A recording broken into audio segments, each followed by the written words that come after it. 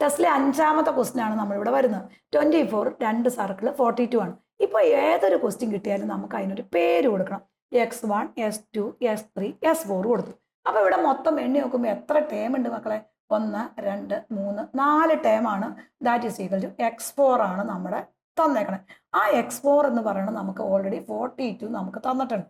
അപ്പോൾ 4ാമത്തെ ടേം അവിടെ x4 തന്നിട്ടുണ്ട്. ഇനി ഫസ്റ്റ് ടേം എഫ് എന്ന് പറഞ്ഞാൽ നമുക്ക് തന്നിട്ടുണ്ട് 24 തന്നിട്ടുണ്ട്. ഇനി ഇത് വെച്ച് നമ്മൾ എന്ത് കണ്ടുപിടിക്കണം? കോമൺ ഡിഫറൻസ് കണ്ടുപിടിക്കണം അല്ലേ? അപ്പൊ കോമൺ ഡിഫറൻസ് കണ്ടുപിടിച്ചാൽ നമുക്ക് ഏത് ടേം എഴുതാൻ പാടില്ലേ? അപ്പൊ S4 എന്ന് പറയുന്നത് നമുക്ക് എങ്ങനെ എഴുതാം? F + 3D എന്ന് എഴുതാം. നമ്മൾ പഠിച്ചിട്ടുണ്ട്. ഫോർ എക്സാമ്പിൾ ഏത് നമ്പർ തന്നാലും ഇപ്പൊ x5 ആണെങ്കിൽ നമുക്കറിയാം F + 4D വരും. ഇനി എക്സാമ്പിൾസ് ആണ് കേട്ടോ. x5 x6 ആണെങ്കിൽ F + 5D എന്ന് എഴുതാം. ഇനി x7 ആണെങ്കിൽ നമുക്ക് എന്ത് എഴുതാം? F + 6D എന്ന് എഴുതാം.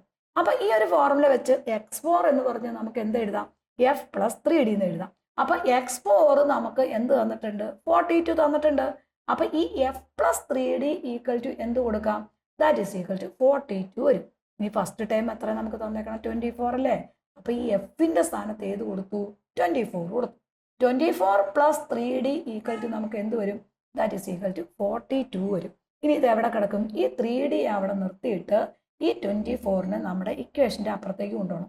അപ്പോൾ 42 - 24 ആണ് നമ്മുടെ കോമൺ ഡിഫറൻസ് വരും.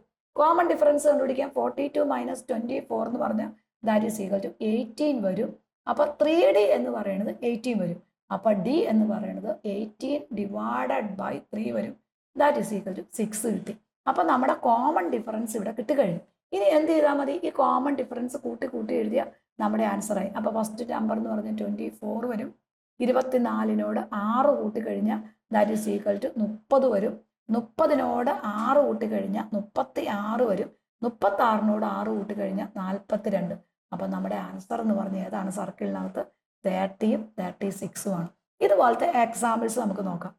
ഇവിടെ നമ്മളിങ്ങനെ കിട്ടിക്കഴിഞ്ഞാൽ ഇതിൻ്റെ ഇടയ്ക്ക് അടുത്തടുത്ത ടേംസ് തമ്മിൽ ഡിഫറൻസ് എടുക്കാൻ നമുക്ക് അവിടെ ടേംസ് ഇല്ല. അപ്പം നമ്മൾ ഓരോ നമ്പറിനും പേര് കൊടുക്കണം. First one x1 x2 x3 x4 x5 x6 നമ്മൾ പേര് കൊടുത്തു. അപ്പോൾ ഇവിടെ മൊത്തം എത്ര ടേം ഉണ്ട് മക്കളെ? 6 ടേം ഉണ്ട്.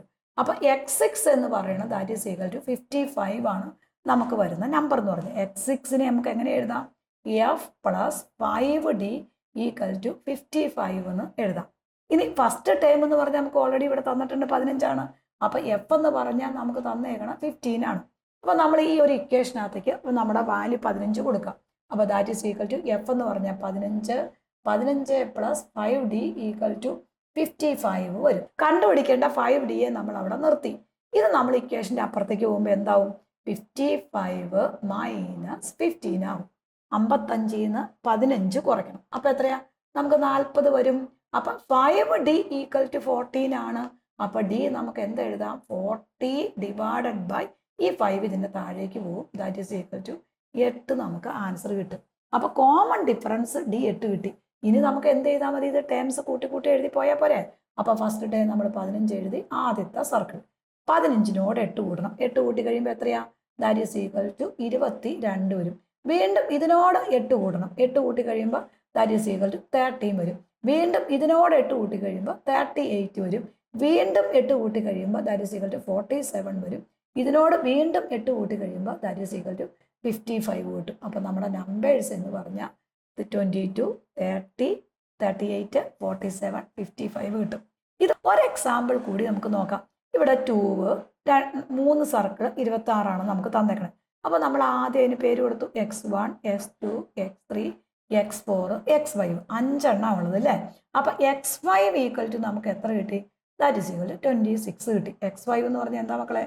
F + 4D = 26 ആയി. ഇനി എഫിൻ്റെ വാല്യൂ ഈ 2 നമ്മളിവിടെ എന്ത് ചെയ്യണം? ഇക്വേഷനിലേക്ക് കൊടുക്കണം.